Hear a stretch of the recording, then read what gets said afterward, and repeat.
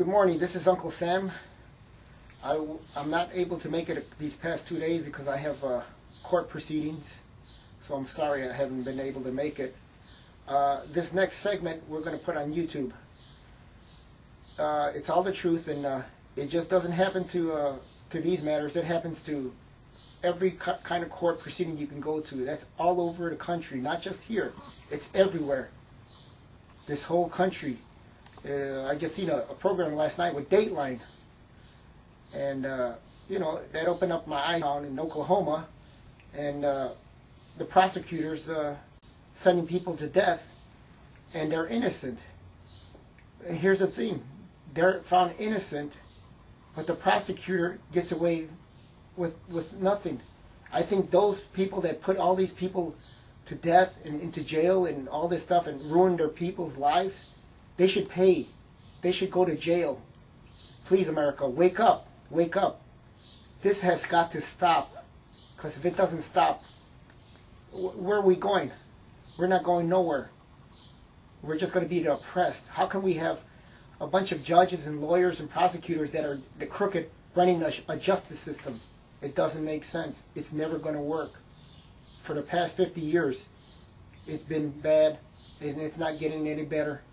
So all you people with the shackmen from the city workers, which all this is patronage, there is no statute of limitations for all these people, what they've done. And there's a fraud upon the courts, and then if it's more than 2 or 3 people, they call that a RICO Act.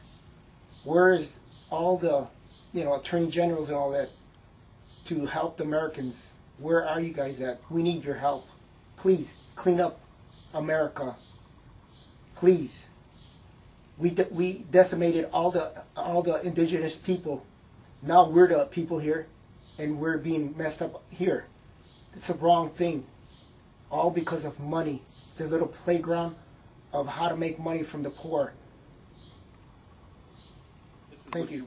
This is what you wanted us to see, the articles. And there's more of this up and down the line all the way through this case. As a matter of fact, here we even asked Ms. Fantozzi to come out and say a few things that we couldn't find the answers to in these transcripts. Looked like they were missing or diluted.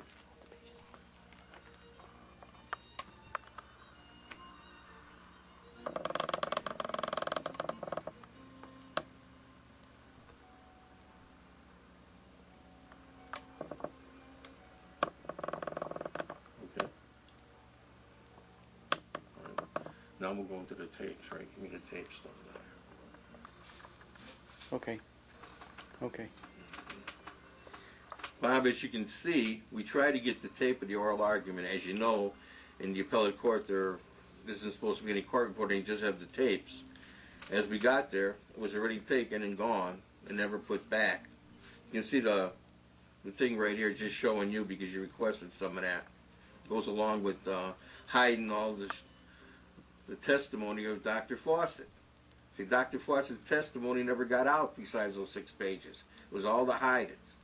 And also Judge Duff's talking questions that were going on in there about the first attorney, Schroeder, and why he didn't put the stuff in.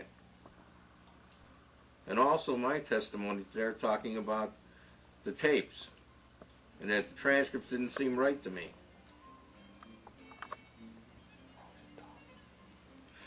As you can see here, it looks like Mr. Lawrence Rosenthal wrote this. Name down here. Seems similar to some other things that went on.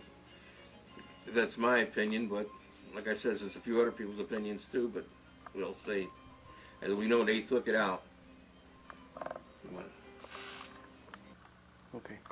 As you can see, Bob, on Rule E here, they're not supposed to take anything out. They're supposed to return it. As you can see the whole rule here, so I don't have to explain it to you, being a lawyer. And as you can see, Bob, too, here's the audio tape thing. Sweet and easy. I know about that.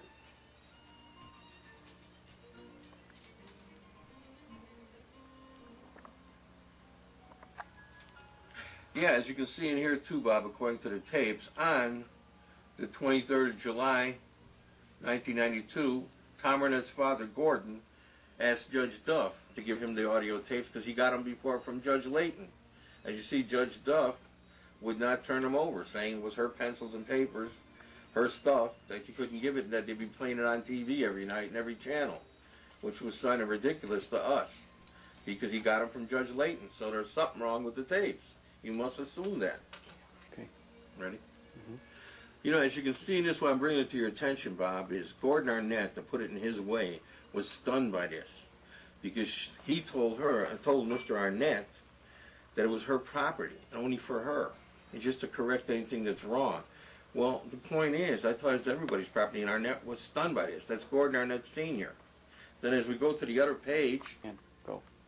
as we get to the other page, he really doesn't understand this, because he got the tapes from Judge Layton with ease at one time. And then Judge Duff goes into a tirade about that if we give you your tapes, everybody's going to want their tapes, and they'll be playing them on Channel 7, 2, 5, whatever he's saying. And Arnett is mystified by this, telling me, what's going on here? Is he admitting, or does he know there's things wrong with the tape? That's when Arnett says, we have to get those tapes or make a move on this. He says, because this is out of the question, something wrong.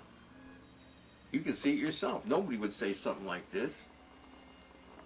And Arnett's confused that this is a tool or a pencil or hers, and why is it it's supposed to be the property of the court and our property? I mean, this makes no sense whatsoever. What's so dangerous about this? I mean, we know what's so dangerous now. It's just unbelievable that anybody would say this in open court.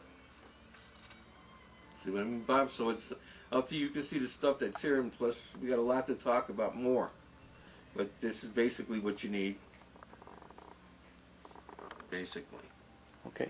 Okay. We were requested the tapes from all over then, because we knew they're public property and anybody can get them. And as you notice, there's a sign up when you go to the courts for records and that says how much the tapes are, and there's a room where you can hear them. Unfortunately, we could never hear ours. We couldn't know why. So we wrote to find out what's going on here. As you can see, the letters and the reply from them and the reply back. This is ridiculous. Saying that they're Pennsylvania property, there's no court, it's their tapes, you don't give them to people, then why are they selling them? I mean, what are they talking about up there? Not only that, this has been going on for the last 10 years, because even the new guys are telling us there's even no oral argument tapes. And we've already seen some of those. We've heard them. We've seen guys making them, and they won't give it in certain cases. And this is a hot case that they won't give a tape no matter what. This is unbelievable here. I mean, I don't know. You'd have to find out yourself what makes this so dangerous here. I guess we do know, don't we? This little.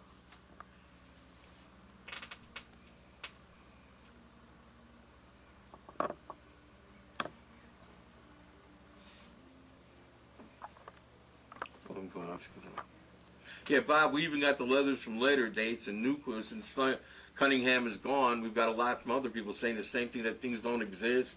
They're not there. You can't have them. I don't understand this. I mean, maybe somebody has got to look into this at the Dirksen building. Okay.